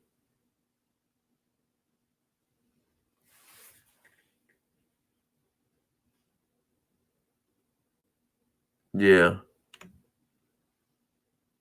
What else we got? Rockport. Yeah. I just couldn't. James won't. James won't be. But James won't. But it makes me want to give even very violently. Yeah. No. I mean, I don't know that. Yeah. James takes it good though, man, and that's the worst thing. You get James choked up when he starts talking about his mother passing away because he's at all these pictures for only having 21 years and pictures and cameras not being that big a deal back in 1990 and previously the 21. He's got tons of pictures with him and his mother. I'm sure some were at the prison, but a lot of them weren't. So he absolutely adored his mother. I'm sad that this shit happens at all. The people that run the shit. Yeah, and I think he said when he said he believes in the death penalty, I think he kind of cleaned that up. I don't think he meant that he believes in the death penalty. I think he's trying to explain that he understands there's a justice system and there's a need for a justice system. You know what I'm saying? Because when he talked it through, I mean, it could have very easily been him in that chair if the story didn't zig when it was supposed to zag. You know, if they never found that file in Florence, Italy, then imagine if that judge didn't have that file. So yeah, the chief judge had it, and a year later, the file was completely missing. Where is the start of the whole story, or should I ask with whom does it start with? The story starts with John Birch. John Birch was a military police officer in Vietnam. And then when he came home, he became a Chicago police officer. And it's never been proven, but as a military police officer, it's safe to say that he was involved in interrogation and interrogation techniques of the Viet Cong, because one of the things that they use to torture these men is this it's a box. If you ever watched the thing on my channel, Some Monsters Are Real, it's a wooden box with a crank on it, and it's got two wires coming out of it. At the end of the two wires, it's got alligator clips. Like if you push them down and go like this, they'll clip onto something. They were clipping them onto people's ears, the inside of people's ears, fingers, toes, whatever, you know, think about below the belly button, those places. And if you would crank the arm on the machine, it would send out 90 to 100 volts of electricity. They were spreading people out over a radiator, handcuffed over a radiator. And if their chest touched the radiator, it would burn, so they'd have to pull their self back up. But you could only pull yourself back up so many times before you run out of energy and you just lay on the furnace and burn yourself. There's also a picture in which Aaron Patterson, who was sent to death row, he confessed, and then the only thing he had to do is he had a paper clip, and there was a metal bench, let's say like this. Like this. There was a metal bench he was sitting at, and he just confessed to the crimes. And on the bench it says Aaron Patterson and the date. I lied about the murders. No lawyer, no dad. You know what I'm saying? That was his last ditch attempt in trying to write something on the bench to say he didn't do it. And luckily they found it. But he still stayed in prison for a long time. And Aaron Patterson ended up getting out and then going back to prison for drugs and gun charges. Now, that's the hard part of the story. Mark and James, they're two success stories.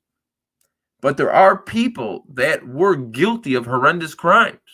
So it's not an easy story to tell. When he talks about Jackie Wilson and he talks about his brother, the other Wilson brother, the other Wilson brother, I can't think of his first name right now, was the one that first bring bring it to everyone's attention because he started a civil lawsuit against the city of Chicago for torture. Now, they were involved, the Wilson brothers were involved in the murder of 2 Chicago police officers. They got pulled over right after they committed a robbery. One of the Chicago police officers removed a hat and he saw a revolver. At that time, Andrew Wilson, the older brother, that's his name, came up behind the officer, got the gun out of his holster, shot the officer. When the other officer on the other side heard the shot, he backed away. Well, when he backed away, Andrew also backed away and he shot him. Then Andrew told Jackie, his younger brother, get his gun. And Jackie said, oh, he's still moving. So that's when Andrew jumped on the back of the car and shot the officer. Now, Andrew Wilson is dead. Jackie himself and his lawyers aren't even arguing that that's what happened. They're conceding that that's what happened. So Andrew Wilson is not a good guy, right?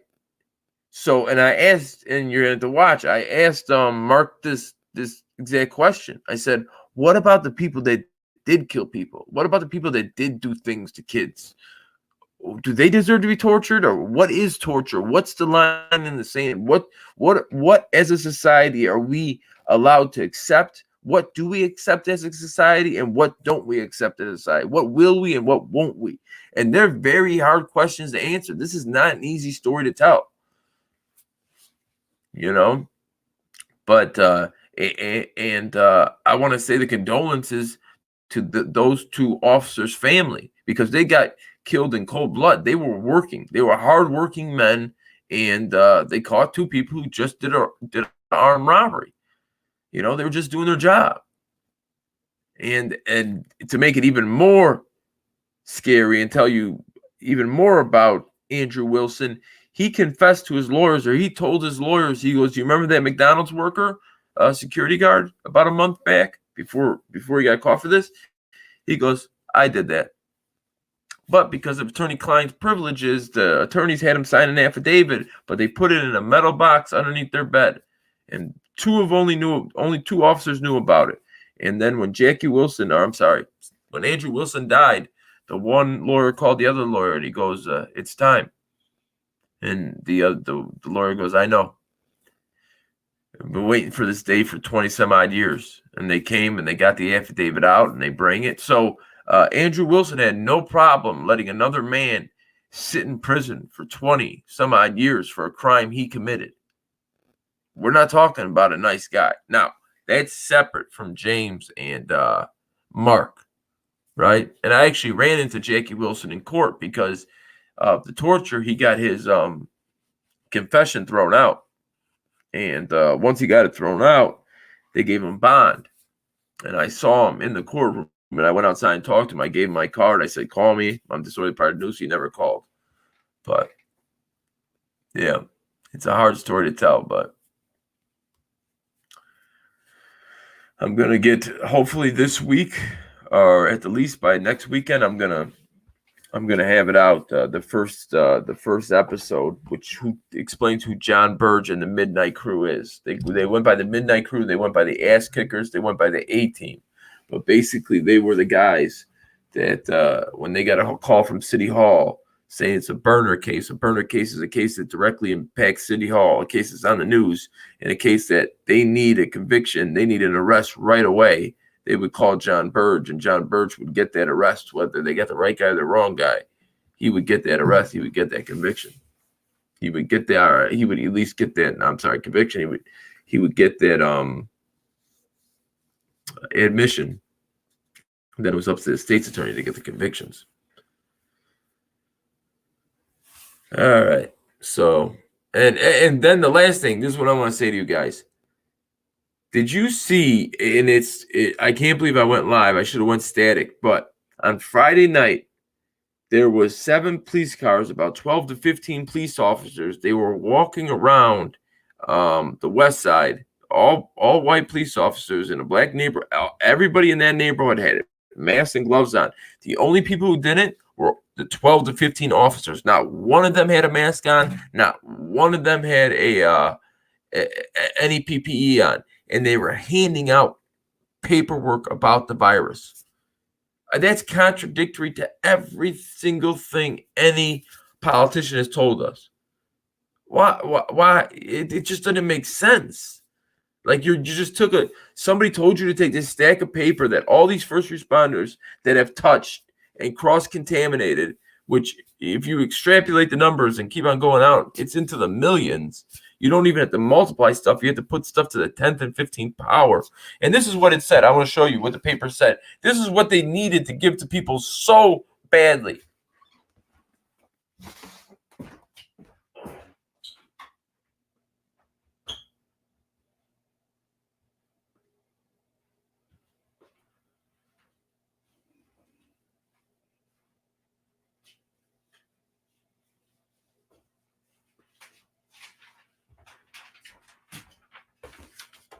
Now, you guys explain to me. You explain to me why this needed to be handed out with no gloves on, nothing on their mouth, nothing. I'll read it to you. With the order in place, individual can still fulfill all of the essential needs, including traveling to obtain necessary supplies, including food, pet supplies, medicine, or takeout food, attending medical or mental health appointments, visiting private businesses that offer essential services, including pharmacies, gas stations, banks, grocery stores, hardware stores, and laundromats. Stay at home, stay safe. Don't. With the order in place, individuals must immediately stop trips for unnecessary goods or services. Well, I would think taking a trip with 15 officers to a gas station to hand out pieces of paper that has absolutely no information on it that any 10-year-old doesn't already know, it would be unnecessary. Then participating in gathering, meetings, or play dates. That was a gathering. That was a meeting. Visiting private businesses that offer non-essential services, including gyms, dining restaurants, retail stores, or gyms. So why go and hand this out and do it in a way that's contrary to what Governor Pritzker and Mayor Lightfoot told us to act? Why did they do that? Why? You have to ask yourself, why did they do that? Why? There's something there that we're not seeing. If they're telling us this is how it's passed through people touching stuff and breathing on stuff, and all these people have no PPE on, and first responders come in contact with more people than anybody, so they're 10 times more likely to have it. Why would they be handing out these papers that has absolutely no information on it? Does anybody have any kind of idea on why they would do that? Well, yeah, I had to put the glove on because it didn't come from my house. It came from outside my house. Probably trying to find people that were not following. I don't know if that's the case, Stephanie, because I mean, they're doing everything to keep people out of the jail. You know, it just seems like it's a setup for something to come. They're setting something up because they know it's a scam. But I mean, police officers are regular people. If they were privy to this being a scam, we all would be privy to this being a scam. You know what I'm saying? If you're telling me all these police officers, they're just regular people, they live in regular neighborhoods, they're going to say, oh, it's just a scam because it empowers their egos. A ploy to cite people outside. Tickets, then. I have no idea why. It just does not make any sense. They weren't, yes, maybe they were saying that, so in the future they're going to start ticketing people because there's no more money. There's no more money. They're telling us we don't have to re-up our license plate, our registrations, our city stickers. We don't have to do any of that. And half the country's out of work. I don't know. Yeah, SBJAJ. It was a soft test. There's something there. It was some kind of test to see how people would respond.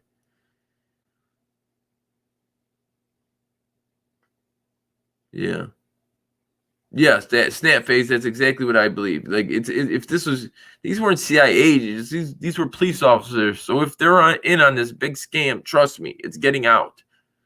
They're regular police officers to justify their jobs. That may be a thing too, because there's not that many people out. So at what point do we, if we're hemorrhaging money, at what point do we cut some of these police officers? Other people are losing their jobs. It's been shown that we don't need this many police officers.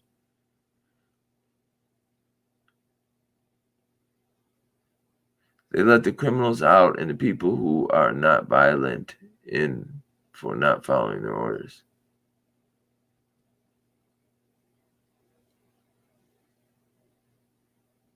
But how do they expect to give these?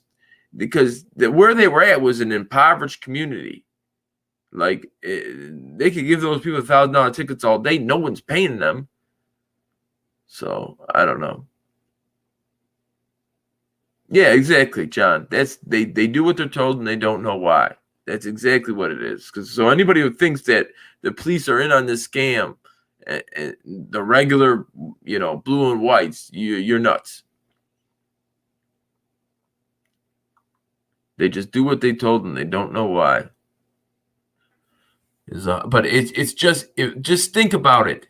They're doing everything that's contrary to what they're told. And I'm going to release the video tomorrow because I went straight to the department because the gentleman said there was no mask, there was nothing that at the station, gloves or anything. Well, I went and I challenged that, and I went to that station and I asked them without telling him what he said, and it's pretty surprising. It's pretty surprising. They tried to kick me out of the public area of the police station. That video is coming out tomorrow, and what the video is. It's exactly what happened after I was there and I witnessed all those people passing out. It had to be the one time where the buffering, whatever. I'm not going live no more. I'm just going to do it static, or I'll have another video going live because.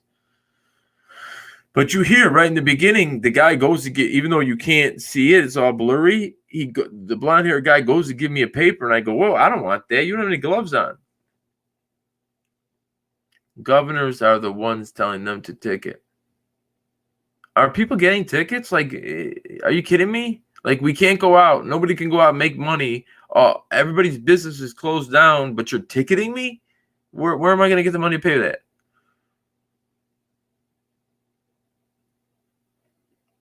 But yeah, James Gibson. Imagine that, dude. 5 deals they came at him with. His co-defendant, even though he didn't do anything, his co-defendant in legal talk, he took that deal 2 or 3 years prior. So James was sitting there every single day. Man, if I would have took that deal, I'd been out 3 years ago. Because there's absolutely no, when he's getting those deals, it's not like, oh, all I do is got to wait and I'll get out. No. He never knows he's getting out.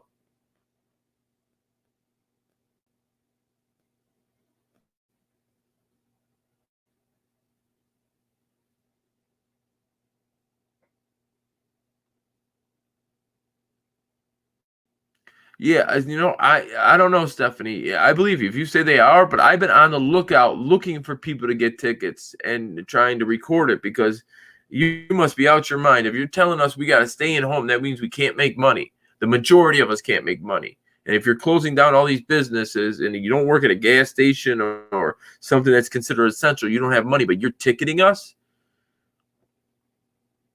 The mayor got all that flack for getting her hair cut. Nobody else could get their haircut, but the mayor gets her haircut, and she says she uses the excuse, "Well, I'm the face of Chicago. I got to be on TV." Well, yes, you're the face. That means you're the leader. That means you should have this huge afro with wild hair just flowing out of everywhere because you're the leader. It's lead by example. It's not you get a haircut because you believe your reasoning is better than everybody else. How do you know I didn't fall in love with a girl and I want to marry her and I want to look my best? That's more important than being on camera.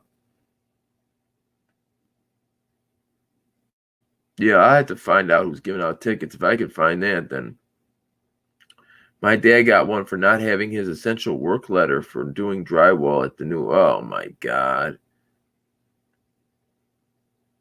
And that's the thing. The police were set up. We set them up. We as people pooled our money together, and we said, "Listen, there's this few essential things we need, so we're going to set up a government: food, water, housing. I'm not saying housing. Um, food, water, protection. Firefighters."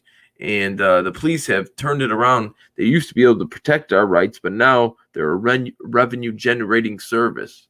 They're trying to make money off us. They're watching us not to make sure our rights aren't infringed upon.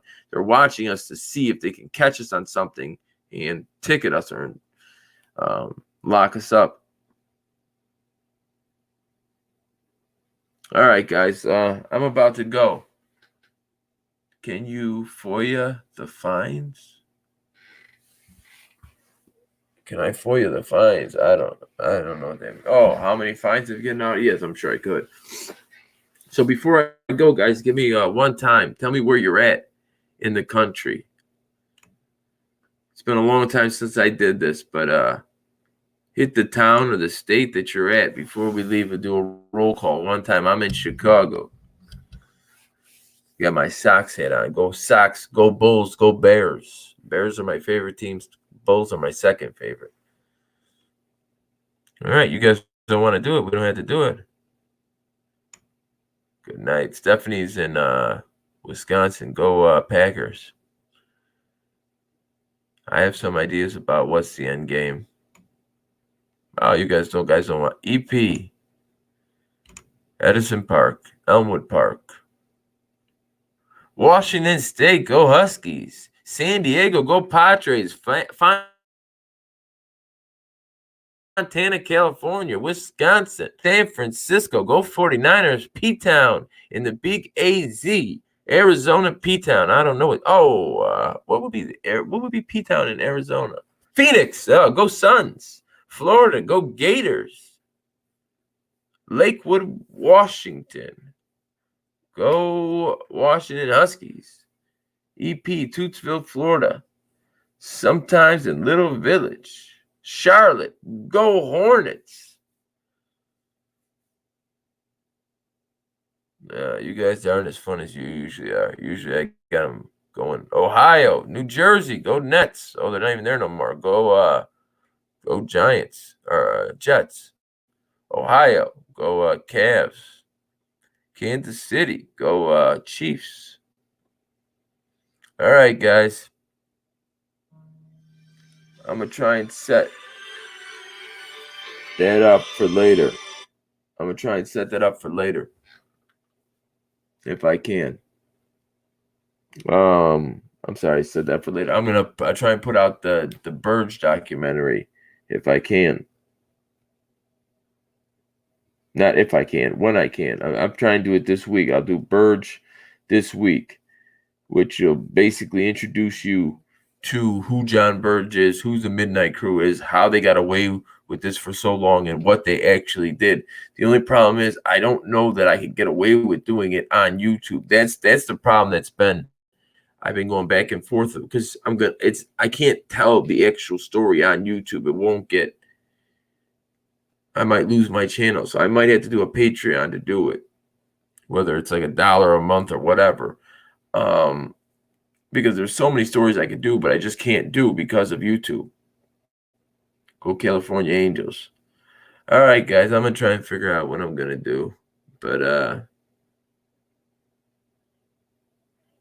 I want to do the John Birch thing, but I just don't want to leave out stuff like they put clamps on people's genitals.